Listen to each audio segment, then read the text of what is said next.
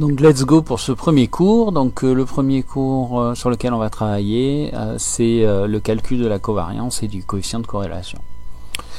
Donc c'est un cours en fait qui peut vous sembler compliqué au départ sur le calcul en lui-même, mais en fait qui est très très simple quand on passe par des méthodes par tableau comme on avait vu sur le calcul de la variance ensemble.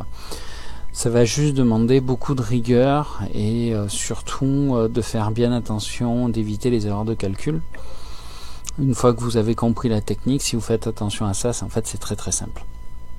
Donc vraiment un cours facile. Donc si vous vous souvenez, dans le cours d'introduction, on a dit que le cours qu'on allait avoir ensemble cette année, l'objectif c'était d'étudier le lien qui existait entre deux phénomènes. Donc on commence par cette idée d'étude de lien, bien évidemment. Donc vous voyez, vous êtes à la tête par exemple de L'Oréal, vous avez un tableau qui vous arrive avec les ventes entre 2008 et 2018, où vous avez les ventes en milliers d'euros, donc de shampoing. Donc en 2008 vous avez vendu pour 200 000 euros, en 2009 300 000 euros, 2010 450 000, etc. Jusqu'à 2018 où vous en avez vendu pour 1 600 000 euros. Et à côté vous avez le budget publicitaire que vous avez dépensé. Donc en 2008, vous avez dépensé pour 100 000 euros de budget pub, pour 2009 150 000, pour 2010 200 000, etc. Bon, vous voyez bien, vu les chiffres, que c'est bien en deçà de la réalité, tout ça. Mais si je commence à vous mettre des millions, ça va devenir un petit peu compliqué pour les calculs. Donc voilà, deux variables. D'un côté les ventes, de l'autre côté le budget publicitaire. Donc l'objectif, c'est de voir s'il y a un lien entre le budget publicitaire et les ventes. Donc dès qu'on va être sur la covariance ou coefficient de corrélation, un point important, c'est que on va juste établir qu'il y a un lien entre les deux phénomènes, mais on ne connaîtra pas le sens du lien. Ça veut dire quoi ce truc-là? Ça veut dire qu'on sait que avec une covariance, le budget publicitaire a un impact sur les ventes, ou que les ventes ont un impact sur le budget publicitaire. On sait qu'il y a un lien entre les deux, mais on ne sait pas si c'est le budget pub qui augmente les ventes, ou si c'est les ventes qui augmentent le budget pub. Les deux théories pourraient se justifier. On pourrait dire que plus on dépense en budget publicitaire, plus derrière on va avoir de ventes, mais plus vous réalisez de ventes, plus vous avez de l'argent, et donc plus vous pouvez dépenser en budget publicitaire. Donc voilà, quoi qu'il en soit, là sur la covariance au coefficient de corrélation, l'objectif ça va être d'étudier le lien qui existe entre les deux phénomènes, mais on ne connaîtra pas le sens du lien. On ne saura pas si ce sont les ventes qui influencent le budget ou le budget qui influence les ventes. Ça c'est le premier point. Le deuxième point, et c'est ce que je vous ai dit systématiquement quand vous commencez à étudier les liens, c'est de vous demander quelle est la nature de ces variables. Donc si je regarde mes ventes ici, on a un chiffre, on a une mesure, on voit qu'on est capable de mesurer les écarts. Entre 2008 et 2009, on a 100 milliers d'unités d'écart. Donc cette variable est bien une variable métrique. Deuxième variable, le budget publicitaire. Vous voyez, première année, vous dépensez pour 100 milliers d'euros de budget pub. Deuxième année, vous dépensez pour 150 milliers d'euros de budget pub. Donc là encore, on est sur des chiffres. On sait qu'entre la première et la deuxième année, on a 50 milliers d'euros d'écart. Donc on est bien sûr de la mesure. Les deux variables sont métriques. Donc comme les deux variables sont métriques, la technique pour étudier le lien entre deux variables métriques, ça va être la covariance puis le coefficient de corrélation. Donc voilà, dès qu'on a affaire à deux variables métriques, qu'on s'est bien posé les questions, on sait que l'analyse qu'on va faire derrière, c'est covariance puis coefficient de corrélation. Donc comment ça se calcule, ce truc-là? Alors, la première étape, ça va être de calculer pour chacune des variables, d'un côté ici pour les ventes, de l'autre côté pour le budget pub, les indicateurs qu'on calcule de façon classique. Vous savez, d'abord la moyenne, puis la variance, puis l'écart type. Dès que vous allez être sur des exercices, de toute façon, et vous avez commencé à le voir quand je vous l'ai fait faire en TD, on commence d'emblée par calculer ces indicateurs-là. Donc de toute façon, ça vous être demandé au départ. Pourquoi? Parce qu'ensuite, quand on va vouloir faire le calcul de la covariance et du coefficient de corrélation, eh bien on va en avoir besoin. Pour la covariance, on va avoir besoin des moyennes. Pour le coefficient de corrélation, on va avoir besoin des écarts types de chacune des variables. Donc la première étape, si je reviens en arrière, je prends ici mes ventes en milliers d'euros. Sur ces ventes en milliers d'euros, je vais calculer moyenne, variance, écart type. Puis je prends le budget pub en milliers d'euros et je vais calculer sa moyenne, sa variance, son écart type. Donc je vous le dis là à l'oral, mais de toute façon, dès que vous serez sur un exercice, ce seront les premières questions. Et donc maintenant, on va s'attaquer à la covariance. Attention au choc, parce que généralement, quand vous voyez la formule, vous criez. Bon, là, vous êtes loin, donc vous pouvez crier tout seul. Donc le calcul de la covariance, c'est cette formule-là. Alors cette formule-là, elle vous paraît horrible. Souvenez-vous, hein, la formule de la variance vous paraissait horrible aussi. Donc moi, je ne vais pas l'attaquer sous l'angle de la formule en tant que telle. Évidemment, on va l'appliquer cette formule.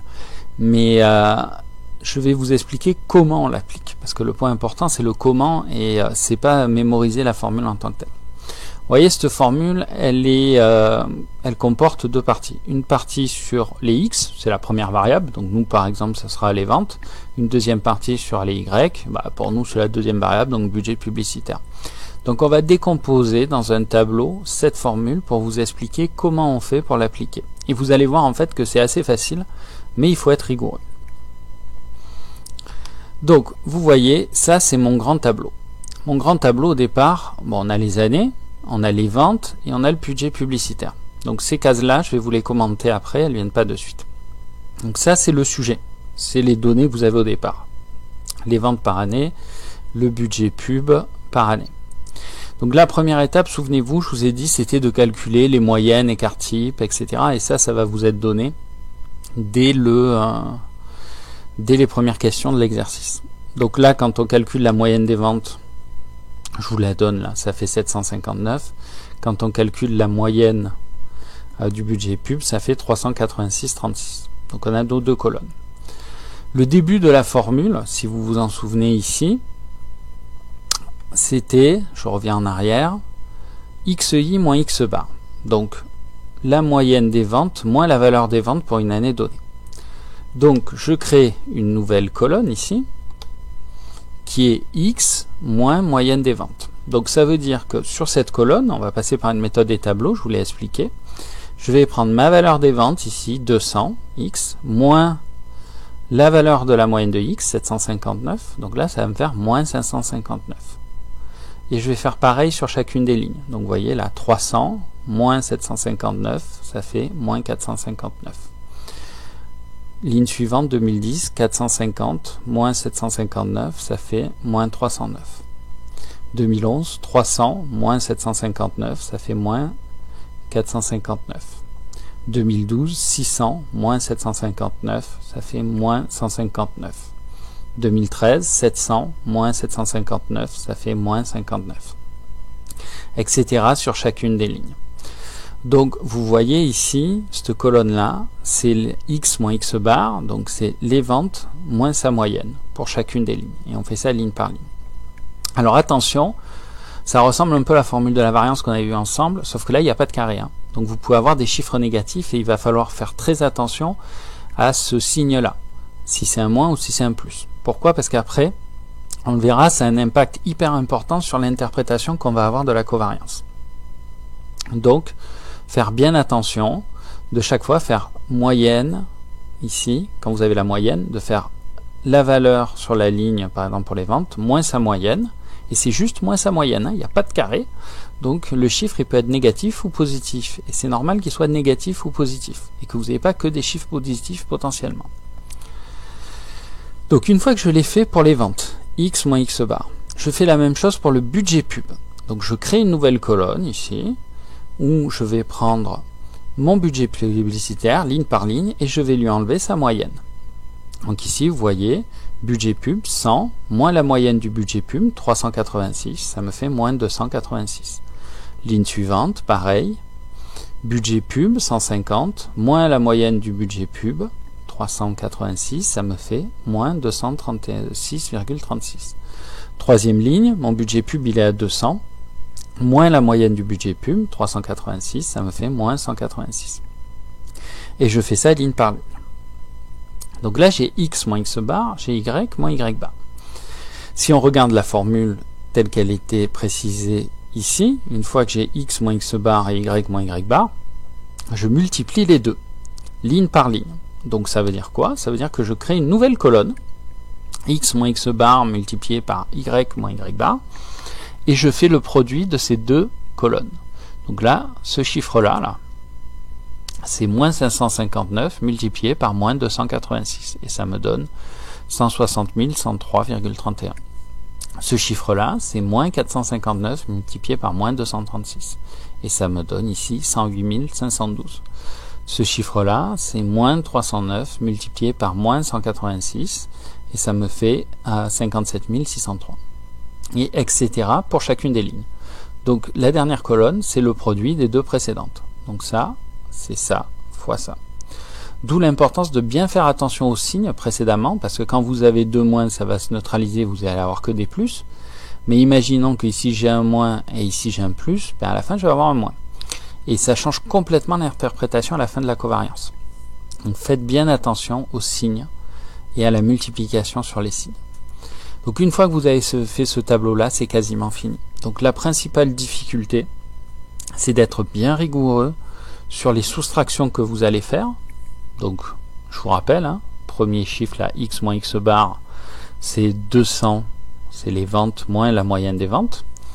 Deuxième colonne ici, c'est le budget publicitaire moins la moyenne du budget publicitaire, donc 100 moins 386 moins 286. Dernière colonne, c'est le produit des deux colonnes précédentes, donc ça fois ça, ça me donne ça. Voilà. Et je fais ça ligne par ligne. Une fois que je l'ai fait ligne par ligne, souvenez-vous, devant cette formule, il y a une somme, donc c'est comme pour la variance. On additionne toutes ces valeurs-là.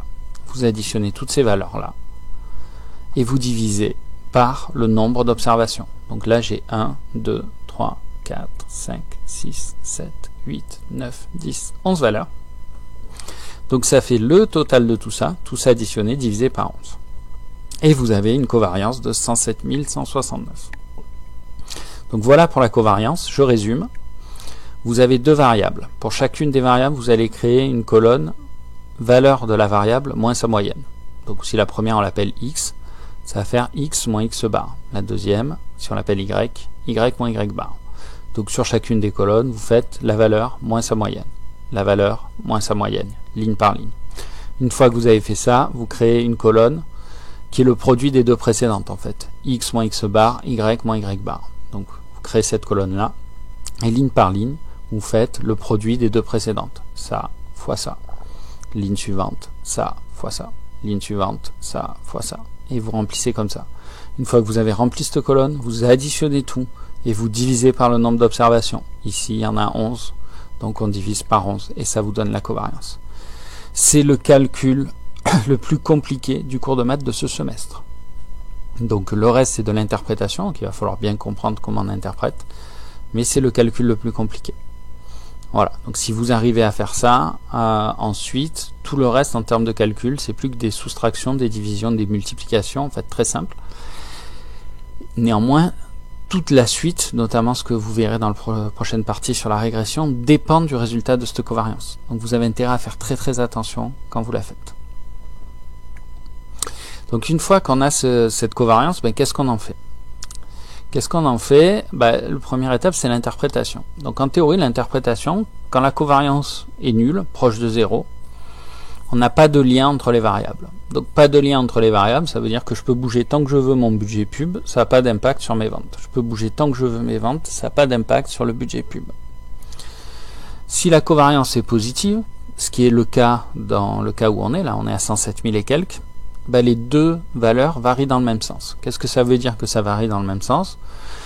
Quand on augmente le budget pub, ça augmente les ventes. Quand on augmente les ventes, ça augmente le budget pub. D'où l'importance du signe. Quand je vous disais, faites bien attention au moins et au plus, c'est pour ça. Si jamais ici la covariance est négative, imaginons qu'au lieu d'avoir 107 000, j'ai moins 107 000, eh bien x et y sont liés. Ils évoluent ensemble mais en sens opposé. Ça veut dire quoi? Ça veut dire que plus je vais faire de la pub, moins je vais vendre. Plus je vais vendre, moins je vais faire de pub. Donc il y a un lien entre les deux, mais un lien qui est négatif. Donc voilà. Le problème de cette covariance, et vous allez avoir un exercice là-dessus, je vais l'appeler limite de la covariance, je vais vous le montrer par un exercice d'application, c'est que la covariance, elle est super dépendante des unités que vous allez utiliser. Donc là, on a tout fait en milliers d'euros, donc on est à 107 000. on aurait fait ça en millions d'euros, ben on aurait eu une covariance différente. On aurait fait ça en euros, on aurait eu une covariance différente, tout simplement parce qu'on va rajouter des zéros ou on va en enlever. Donc ce que je vous dis là, c'est peut-être pas très clair pour le moment, mais quand vous aurez fait l'exercice sur les limites de la covariance, vous allez le voir clairement. Et donc là, je vous demande à ce moment-là du cours, à la limite de faire une pause, d'aller faire l'exercice qui s'appelle limite de la covariance et de revenir après sur le cours pour comprendre pourquoi on calcule le coefficient de corrélation. Moi, je vais passer au coefficient de corrélation maintenant, mais si vous faites l'exercice entre les deux, pédagogiquement, c'est mieux. Donc du coup, comme la covariance est très dépendante des unités, ben, c'est un peu comme la variance, on va essayer d'enlever l'effet qui est lié aux unités pour pouvoir l'interpréter. Pour enlever l'effet qui est lié aux unités, en fait, on va aller calculer le coefficient de corrélation. Le coefficient de corrélation, c'est quoi? C'est la covariance que vous venez de calculer, divisé par le produit des écarts-types. L'écart-type de X et l'écart-type de Y. Donc en gros, dans les premières questions, vous allez avoir calculé moyenne, variance, écart-type pour les ventes. Ensuite, vous allez avoir calculé moyenne, variance, écart-type pour le budget pub. Quand vous arrivez à cette question-là, vous prenez la covariance que vous venez de calculer et vous la divisez par l'écart-type des ventes multiplié par l'écart-type de la pub. Pourquoi on fait ça? Parce qu'en divisant par les écarts-types, on neutralise l'effet qui est lié aux unités. Les unités n'ont plus d'impact. Et en faisant ça, en fait, on va arriver avec un coefficient de corrélation qui est systématiquement compris entre moins 1 et 1. Si vous avez un coef de corrélation qui est au-delà de 1, par exemple 2 ou 3, ou un coef de corrélation qui est inférieur à 1, moins 100, c'est que vous êtes trompé, que vous avez fait une erreur quelque part. Et ce qu'on va interpréter en fait dans les exercices, c'est le coefficient de corrélation. Donc ce coefficient de corrélation, en gros, il y a trois interprétations possibles. Ça ressemble un peu à la covariance qu'on a vu préalablement. S'il est autour de 0, par exemple 0,1, moins 0,1, etc., on va estimer qu'il est très faible et donc il n'y a pas de lien entre les phénomènes. Donc plus la publicité quand la publicité bouge, ça n'a pas d'impact sur les ventes.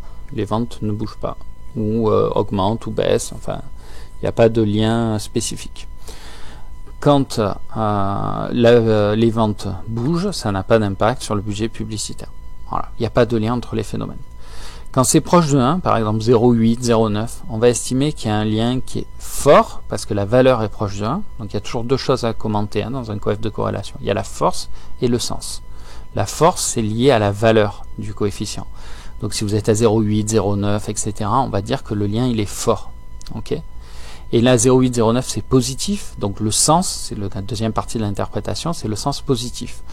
Donc ça veut dire qu'il y a un lien fort entre les ventes et le budget publicitaire et qu'elles évoluent dans le même sens. Donc quand j'augmente les ventes, ça augmente le budget publicitaire et inversement. Si maintenant je suis proche de moins 1, moins 0,8, moins 0,9, ok, donc d'abord on regarde la force du lien, moins 0,8, moins 0,9 c'est un lien qui est fort, ok, il est fort mais dans le sens négatif, donc ça veut dire que les deux variables sont fortement liées ensemble, donc la pub et les ventes évoluent fortement ensemble. Par contre, dans un sens négatif, plus j'augmente l'un, plus l'autre diminue. Donc, quand j'augmente les ventes, la pub diminue fortement. Quand j'augmente la pub, les ventes diminuent.